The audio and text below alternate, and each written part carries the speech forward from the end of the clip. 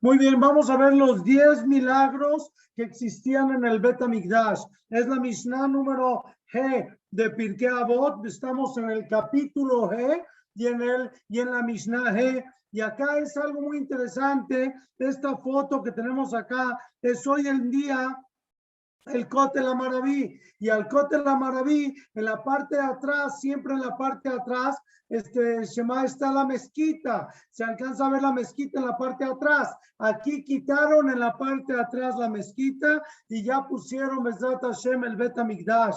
El Bet HaMikdash que prontamente ya lo podamos ver edificado Bezrat Hashem en su lugar, si Dios quiere. Había 10 milagros en el Bet HaMikdash. En el Bet HaMikdash todo el tiempo había 10 milagros. Antes que nada, quiero que entendamos algo muy importante. ¿Cuántos años estuvo parado? ¿Cuántos años estuvo de pie el Bet HaMikdash? Porque es un punto muy importante que tenemos que entender para entender estos 10 milagros. Me trae aquí Pirkei Avot, me está hablando de muchas cosas de 10. La clase de la semana pasada fueron los 10 milagros que ocurrieron en la partida del mar, y aquí tengo los 10 milagros que ocurrían en el Bet HaMikdash. Muy bien, pero ¿cuántos años fue el Bet HaMikdash? El primer Bet HaMikdash estuvo en pie 410 años. Primer Bet HaMikdash, 410 años. Y el segundo Bet HaMikdash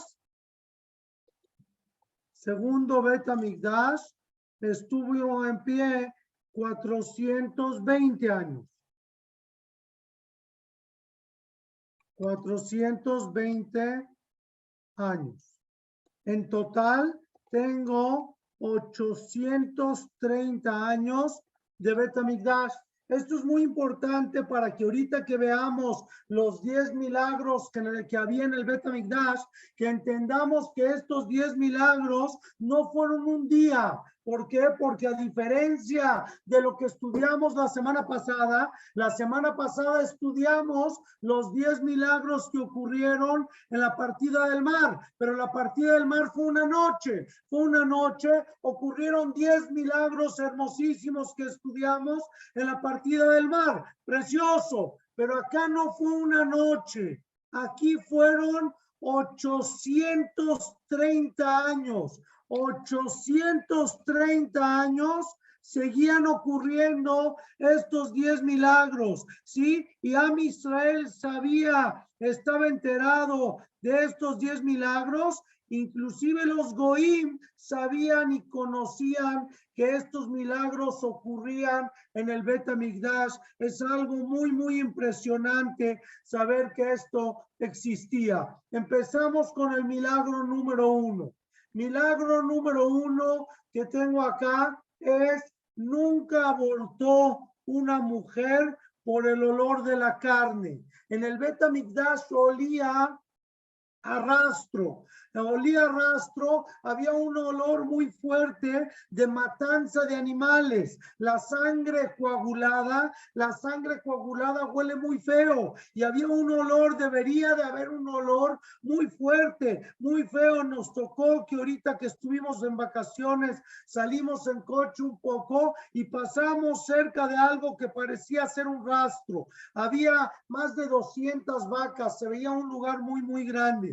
Imagínense en el Bet HaMikdash que se ofrendaban vacas diariamente. Imagínense el olor que olía en el Bet HaMikdash, cómo olía el Bet HaMikdash, o a cualquier persona que le dé asco a la carne, o una persona una mujer que estaba embarazada, que estaba un poquito delicada, más sensible de los olores, podría abortar del olor tan fuerte. Y todos subían al Bet HaMikdash, hombres, mujeres y niños subían al Bet HaMikdash en las 3 fiestas. Entonces llegaban mujeres embarazadas. Lo impresionante es que nunca abortó ni una mujer en todo el tiempo. ¿Cuánto tiempo? 830 años, Shema Israel. En 830 años Nunca abortó una mujer por el olor de la carne, algo muy, muy interesante. Número uno. Número dos, nunca se echó a perder, nunca se pudrió la carne en el Bet HaMikdash. Había un milagro constante en el Bet HaMikdash, que la carne, no había refrigeración, no había refrigeradores en aquel entonces. Vas a decir, la carne no se echó a perder porque la metían al refri. No, no había refrigeración. Si no había refrigeración, ¿qué hacías? ¿Qué haces con la carne? ¿Qué haces con la carne para que no se eche a perder la carne? Pues no sé qué hacían, pero había una verajá muy grande que la carne no se echaba a perder, no se podría. Van a decir, bueno, porque la ofrendaban luego. No, no en todos los casos. Había carne que estaba ahí 1, 2 o 3 días, 4 días podía estar la carne ahí, que normalmente una carne sin refrigeración se debería de echar a perder. En el Bet HaMikdash no se echaba a perder. Había un milagro que el Bet HaMikdash tenía, había como un tipo de Borolam, hacía un milagro como si hubiera refrigeración y no se echaba a perder la carne en el Bet HaMikdash. Algo muy interesante, que algo ya más difícil todavía de entender. El milagro número 3. El milagro número 3 que había en el Bet HaMikdash es que nunca, si se fijan a todos los milagros, les estoy poniendo nunca abortó una mujer, nunca se pudrió la carne, y acá viene algo mucho más difícil. Nunca se vio una mosca. Ah, ¿cómo? Estás hablando de 830 años. 830 años es mucho tiempo. En 830 años hubo un milagro tan grande que durante 830 años, en un lugar donde mataban animales, donde había sangre, donde había carne cruda, carne salada, carne de corbán, no había moscas. ¿Cómo puede ser que nunca abortó una mujer? Entiendo el milagro, entiendo que era un milagro que Hashem hizo, que nunca abortó una mujer. Está bien, no se acercaban, no sé qué tan cerca estaban las mujeres del lugar donde estaba la carne, y nunca abortó una mujer. Que nunca se pudrió la carne ya es algo más difícil. Que en 830 años que mataban, había shejitá diario, en momentos de miles de veces, porque hacían para hacer el Corbán Pesaj, todo el mundo necesitaba hacer Corbán Pesaj. Entonces, si nunca se pudrió la carne, sin refrigeración, nunca se pudrió la carne, todavía está más difícil el milagro número 2 que el milagro número 3, que el milagro número 2 que el milagro número 1. Pero el milagro número 3, este sí es un milagro a otra dimensión. Tengo un milagro a otra dimensión impresionante. ¿Cómo puede ser que puedas tú aseverar? Dice el Pirkei Avot. El Pirkei Avot dice que puedas aseverar que no había una mosca en 830 años. 830 años de 12 meses y 12 meses de 30 días y cada día de 24 horas. Nunca se vio una mosca. Nunca se vio una mosca que haya estado en el lugar donde se mataban animales. El que haya ido en algún lugar, en algún momento, cuando vas a los mercados donde hay donde venden carne y cosas así, está lleno de perros, de animales, de moscas. Hay gente que ha dejado de comer carne, se ha vuelto vegetariano. Yo conozco shohatim que son vegetarianos. Le dan de comer a todo mundo, pero ellos son vegetarianos. ¿Y por qué son vegetarianos? De estar en un rastro, el olor y el sentimiento y la shejitá y la forma como muere la vaca y la carne recién fileteada, dejaron de comer carne. Entonces, en un lugar, en un mercado donde hay carne, donde se vende carne, por lo normal sería que haya moscas. En el Bet HaMikdash ocurría un milagro, que durante 830 años no había moscas en el Bet HaMikdash. Es algo que no se puede alcanzar a concebir, que puede existir un milagro tan grande de esta magnitud. Seguimos, vamos con el milagro número 4. Vamos con el milagro número 4 y otra vez seguimos avanzando con este nivel de milagros a otra dimensión. El milagro número 4 es que nunca se impurificó el Cohen Gadol en Yom Kippur. Habría varias cosas que podrían impurificar a un Cohen, pero si es que esto pasaba en cualquier día del año, había Kohanim suplentes que podrían hacer el trabajo. Algo, una tragedia muy grande podría ser si es que se impurifica el Cohen Gadol el día de Yom Kippur. Si se impurifica el día de Yom Kippur, habría que meter un Cohen suplente, pero podría ser mucha vergüenza para el Cohen, para el pueblo. Desanimaría mucho el sentimiento de que no el Cohen Gadol, el Cohen de siempre, ese Cohen en Yom Kippur se impurificó y como está impuro, lo mandaron afuera del Mahané, lo mandaron a su casa y ahorita en este momento ya tenemos un Cohen suplente el día de Yom Kippur, el día máximo, el día que estaríamos todos esperando que sea el Cohen Gadol el que perdone nuestros pecados. En ese día máximo esperaríamos que esa figura esté ahí arriba pidiéndole perdón a Hashem. Y si es que se impurificaba, hubiera sido una tristeza muy grande para el pueblo completo. ¿Qué me dice Pirkei Avot?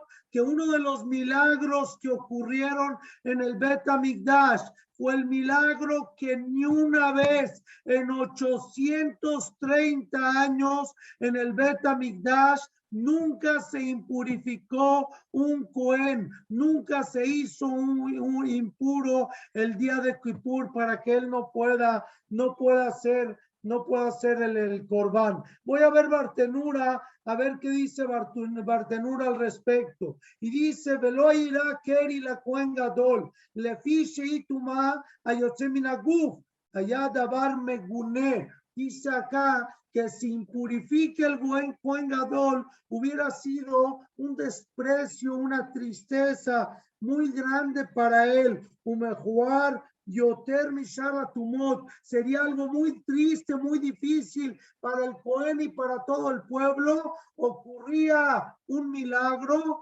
que Baruch Hashem nos cuidó durante todo momento, que nunca se impurificó el Cohen en tantos años, en 830 años, nunca se impurificó el Cohen. Muy bien, vamos al milagro número 5. En el milagro número 5, otra vez, no hay dimensión para este milagro.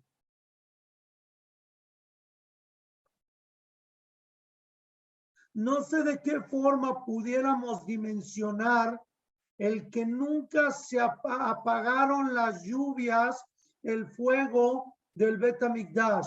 A ver, vamos a entender que el fuego era de madera, era una fogata, no había gas en aquel entonces, era una fogata simple, una simple fogata donde estaba en el Bet HaMikdash, en el Mizbeach o en la Bet HaMarajá, donde quemaban las maderas. Esas maderas estaban todo el tiempo encendidas. Todo el tiempo había maderas encendidas en el Bet HaMikdash. Nosotros conocemos cuando llueve, hay veces que nos llueve aquí en México, nos llueve con ganas. Con ganas es casi un mabul, empieza a llover. La verdad que tristemente no tenemos el mejor drenaje y vemos como muchas veces en México se empiezan a desbordar las coladeras de tanta agua. Uno ve en el coche y te das cuenta que después de que bajó esa lluvia torrencial tremenda, llega un momento donde se encharca, se llena todo de agua y todo, se crean ríos de agua y las coladeras que están hechas para recibir el agua, lejos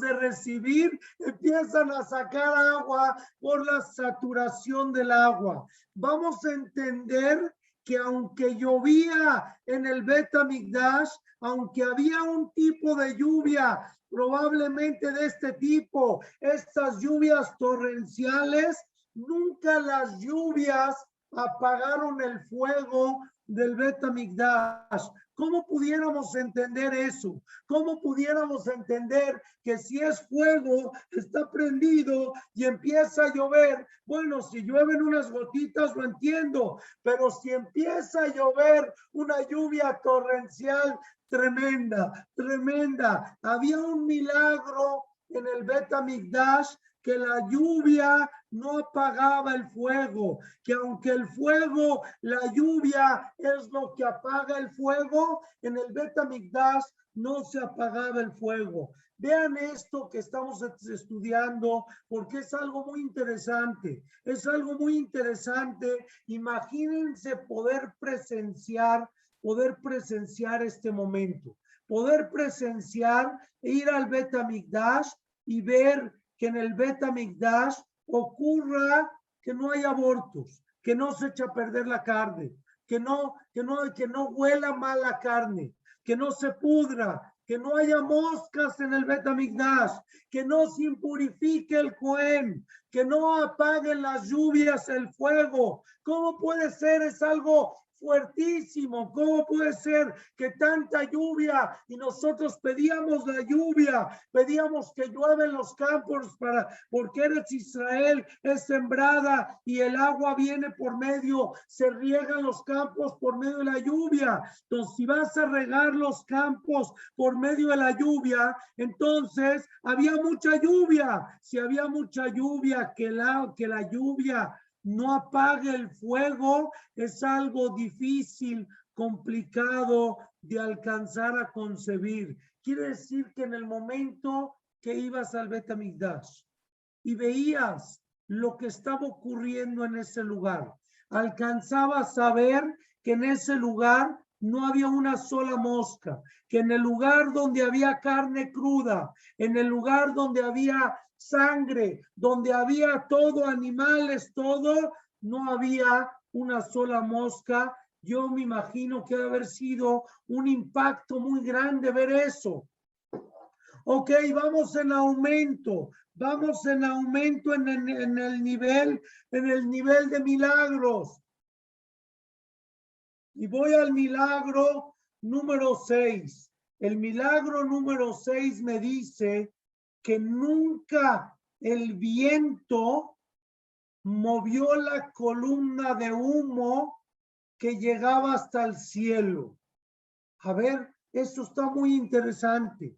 Que el agua no apague el fuego es muy interesante, pero el viento que tiene varios kilómetros de velocidad, había una columna de fuego arriba del Mizbeach donde se traían los korbanot, se alcanzaba a ver una especie de columna de fuego, de humo que llegaba hasta el cielo, se veía, y lo normal es que el humo con el viento se va pandeando hacia los lados. Eso sería lo normal. Dice Bartenura, les leo Bartenura. Veloni Tseja Rua Getamuda Ashan. Y nunca le ganó el viento a la columna de humo. Sheloye Matmer de Olé, para que no se vaya directo para arriba y se borre la columna. Podría ver que con un poquito de viento se hace hacia los lados, se hace hacia los lados la columna de humo. Pero a ver, vamos a entender, aquel que alguna vez hizo un barbecue, aquel que alguna vez hizo un asado, hiciste un asado, sabes que en lo que estás haciendo el asado, tratas de ubicar tus mesas a donde se va a sentar la gente del otro lado de donde está soplando el viento, porque si no todo el mundo va a salir oliendo asado, todo el mundo le va a caer todo el humo del asado, le va a llegar a todos tus comensales a los que les vas a dar de comer. Entonces tratas de que el viento no llegue a donde están las mesas y ubicas el asador en un lugar donde el humo, cuando sople el viento, no se vaya a donde están sentados la gente comiendo. Pero todos sabemos que tristemente hay veces pones el asador en un lado hacia donde el aire estaba soplando para allá, para que se lleve el humo, y de repente cambia y se va el humo para acá y se va el humo para acá, y continuamente quisieras estar moviendo el asador. Rabotay, 830 años. 830 años, 24/7. Había una columna de fuego, una columna de humo que llegaba desde el Mizbeach hasta el Shamaim, hasta el cielo, y el aire y el viento que normalmente vuelan y mueven una columna de humo hacia los lados. Durante 830 años, él nunca se movió hacia los lados esta columna, y uno llegaba hacia lo lejos. Te estabas acercando al Bet HaMikdash y alcanzabas a ver dónde estaba el Bet HaMikdash, pero no porque alcanzabas a ver la construcción, porque veías una columna de fuego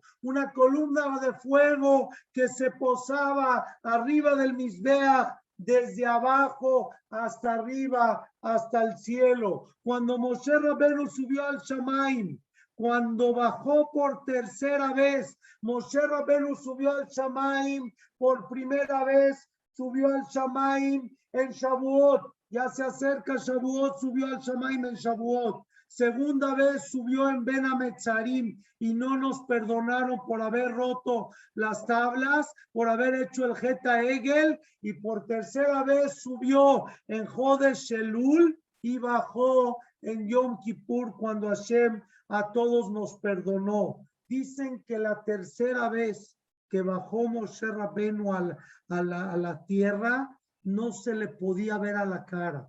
Tenía un aura, tenía un reflejo, tenía un tipo de luz, de fuego alrededor de él, que no lo podías ver a la cara. Moshe Rabbeinu tenía que hablar con los demás con un velo, se tenía que cubrir la cara, porque quien lo veía a la cara se deslumbraba. Era un milagro. Y Moshe Rabbeinu, cuando bajó del Sinai, no supo que él estaba tan iluminado, que tenía esta iluminación tan bonita, tan importante que tenía él en ese momento. Pero sí me dice que no lo podían ver a Moshe Rabbeinu. Imagínense el milagro de la columna de fuego, de humo que había arriba del Mizbeach. Imagínense el milagro de llegar caminando al Bet HaMikdash,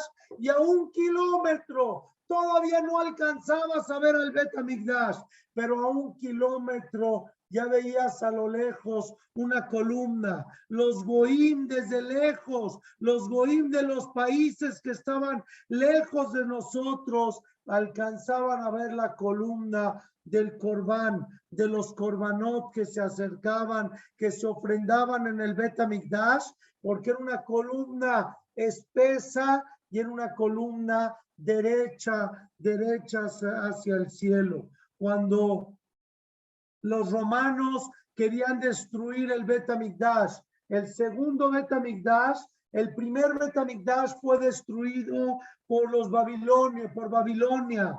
Fue destruido, se llama Galut Babel, y nos llevaron Nebuchadnezzar, nos llevaron a Babilonia, el primer Bet Hamikdash. El segundo Bet Hamikdash fue destruido por Roma, por los romanos. Cuando llegaron los romanos a destruir el Bet Hamikdash, eran paredes tan fuertes, como estamos viendo aquí estas columnas, eran paredes tan fuertes que no había forma de destruir el Bet Hamikdash, no había forma de entrar adentro de la muralla de Jerusalén, no había forma para entrar adentro de la muralla. ¿Qué hicieron los romanos? Nos sitiaron a partir del 10 de Tebet, nos sitiaron en el Bet Hamikdash para que nadie salga y nadie entre, y en algún momento se acabe la comida, y cuando se acabe la comida ya nos iban a poder conquistar. Correcto, durante 3 años no nos pudieron conquistar porque todavía no, la gente seguía estando en el Bet Hamikdash y seguíamos teniendo comida. Aunque sea que quemaron las bodegas, no sé si se acuerdan de toda la historia que hemos contado en Ben Hametzarim, pero con todo y eso no habían salido los Yehudim de las murallas durante esos 3 años. Hubo un momento que ya se acabaron los animales, las reses adentro de la muralla, y necesitábamos nosotros una res, necesitábamos una vaca para poderlo ofrendar en el Bet Hamikdash, para el Korban HaTamid. Se traía un Korban HaTamid, Tamid Shel Shahar y Tamid Shel Ben Arbaim. Necesitabas 2 animales para ofrendarlos en el Bet Hamikdash, uno en la mañana y uno en la tarde. Y aparte todos los animales de las fiestas, y aparte muchas cosas. Durante 3 años que estuvimos sitiados, llegó un momento que ya no había animales. Se acabaron los animales adentro de la muralla. Entonces, ¿qué teníamos que hacer? Teníamos que comprarle a los romanos los animales. Les teníamos que comprar a los romanos. Pero ¿cómo se los vas a comprar? Para eso tendrías que salir para hacer el negocio con el romano. No podíamos salir porque si abrías la puerta, se metían los romanos y nos conquistaban.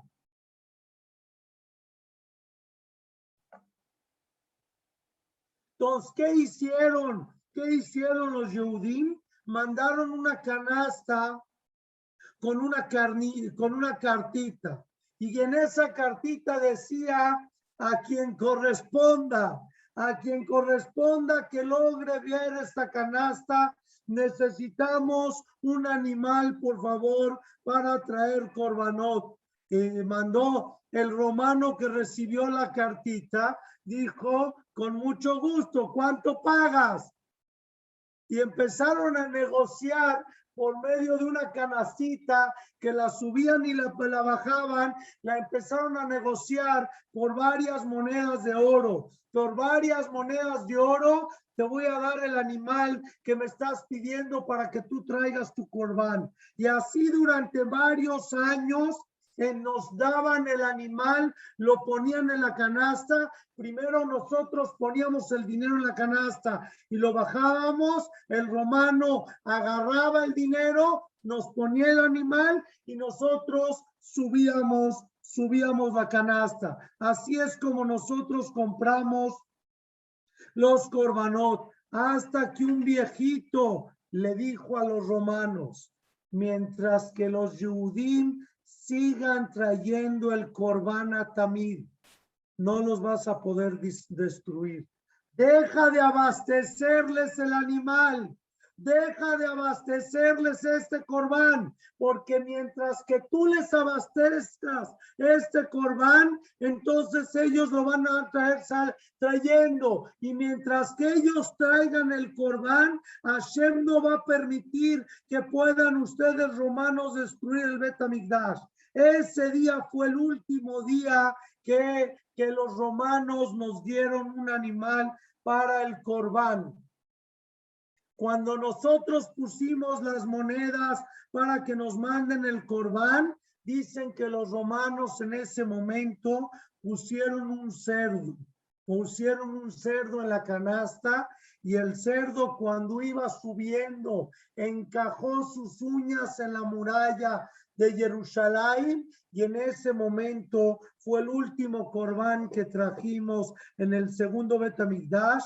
Empezó la destrucción de Jerusalén. Entonces vean lo importante de los corbanot, del corbán, de cómo nosotros traíamos este corbán a Kadosh Baruj Hu, y arriba del corbán me está explicando el Pirkei Avot, había una columna de humo.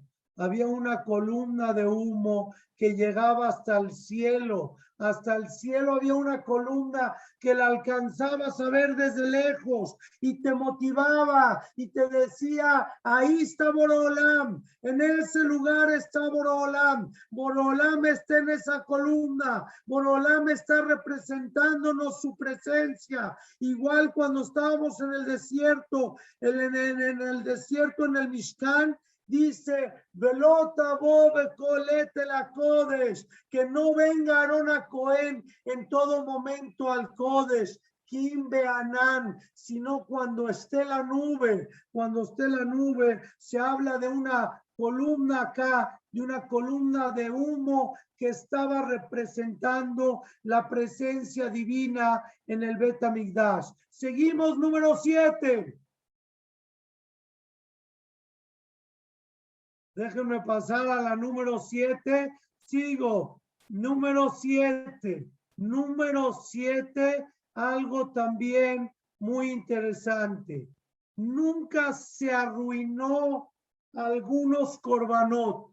Había corbanot que sí se arruinaron. Había corbanot que podían salir, que no eran propicios para ser ofrendados. Un animal que no es kasher, que salió taref, o porque la shejitá salió mal, o porque en los intestinos algo estaba mal adentro del animal, tenía un defecto. Si el animal tenía un defecto, ya no se podía ofrendar. Entonces sí había corbanot defectuosos que no se ofrendaron, pero había 3 cosas que no se podían hacer, no se podrían repetir.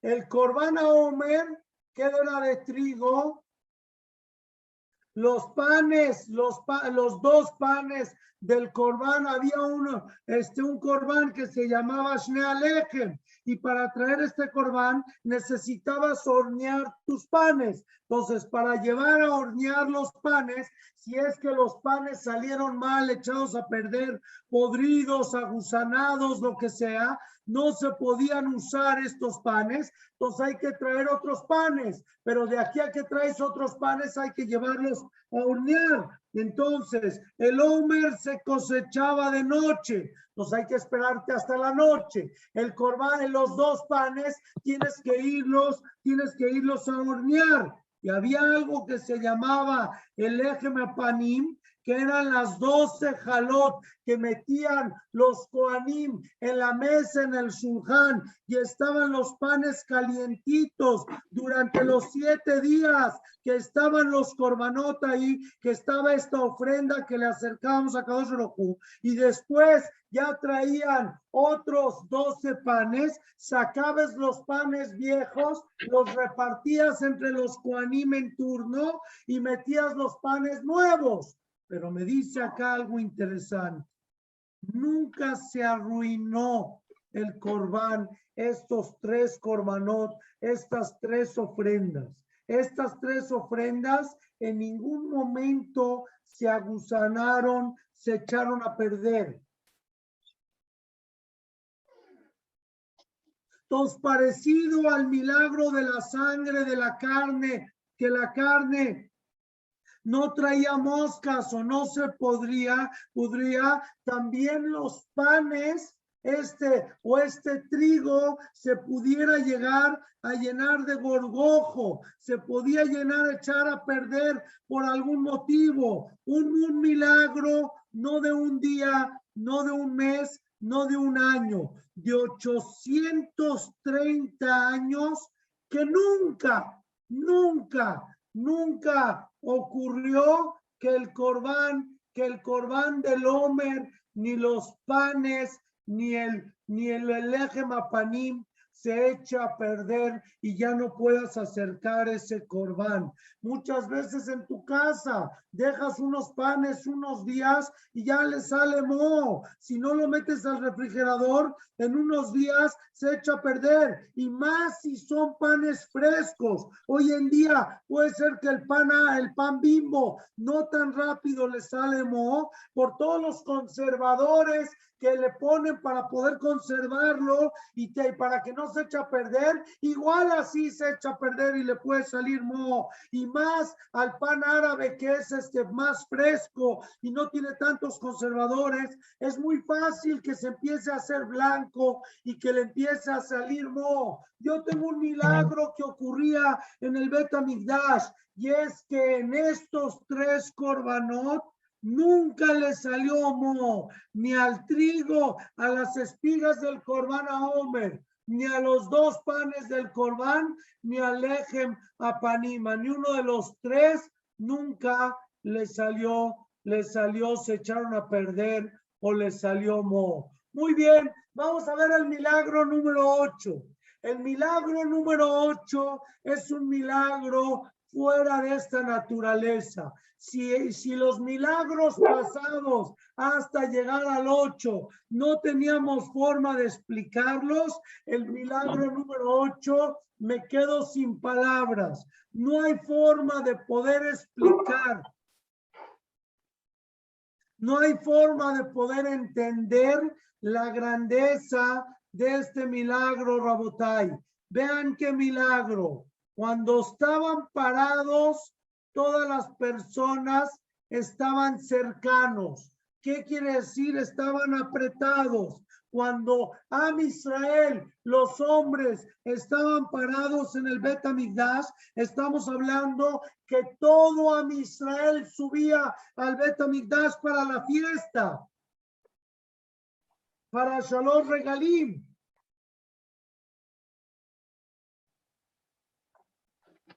Entonces, si todos subían para la fiesta, para Shalosh Regalim, éramos millones de personas.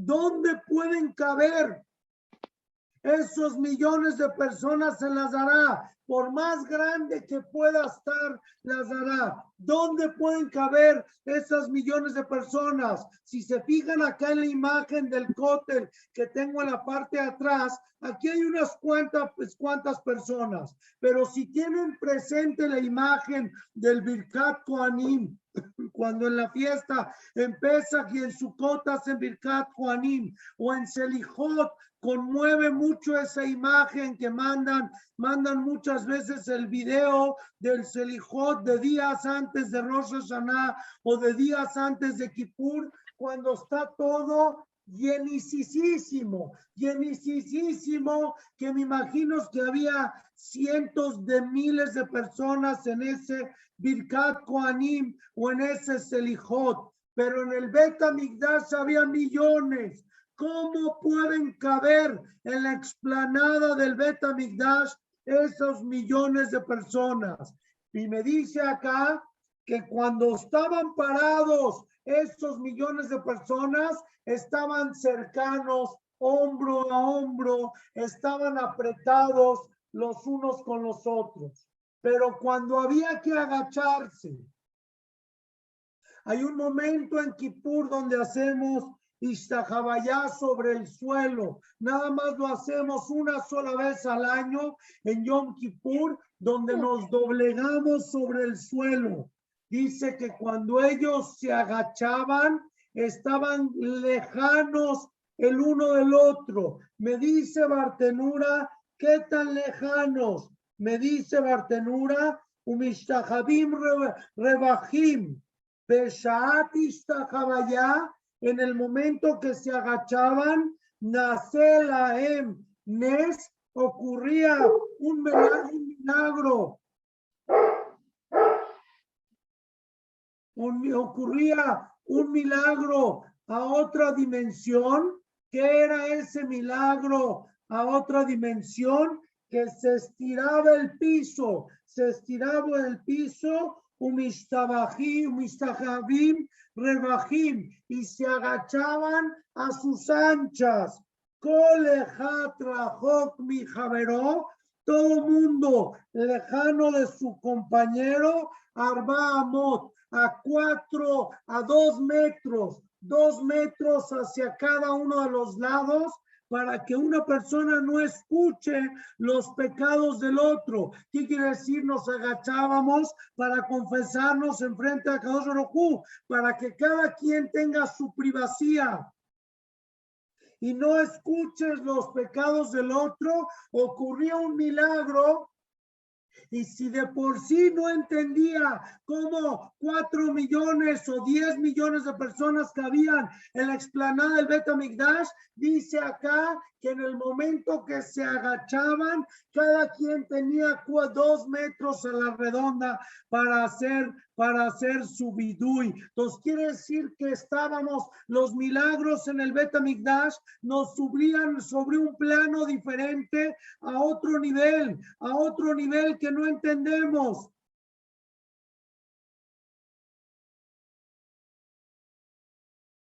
Que están yendo a Merón para festejar la Agua Omer. Imagínense cuánta gente, imagínense toda esa explanada para llegar ahí. Entonces están caminando hacia allá. También así eran las fiestas en el Bet HaMikdash. En el Bet HaMikdash llegaban millones sobre millones y uno tenía el espacio a sus anchas para moverse en ese lugar. Muy bien, vamos a la número 9 y 10.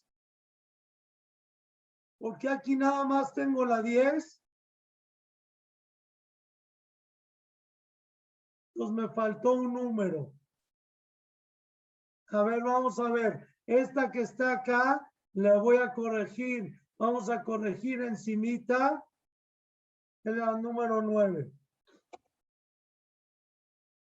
Dice acá, ¿cuál fue el milagro número 9? Nunca lastimó una víbora o un alacrán en Jerusalén. Vean qué interesante en el tiempo de antes. No había fumigación. En el tiempo de antes, las ciudades eran más desérticas. No era como hoy en día en civilizaciones donde ya hay pavimento, donde ya hay todo. En el tiempo de antes existía terracería, todo era tierra, y existían animales peligrosos como víboras y alacranes en Jerusalén. Dice acá el número 9. En 830 años, todo el tiempo que el Bet HaMikdash estuvo en pie, nunca picó, nunca lastimó una víbora o un alacrán a Israel, a una persona en Jerusalén. Qué impresionante, qué milagro tan grande. Voy a la número 10 ya para terminar. Este de aquí que me faltó, este es el número 10. Voy al número 10 y me dice la número 10. Un milagro muy especial.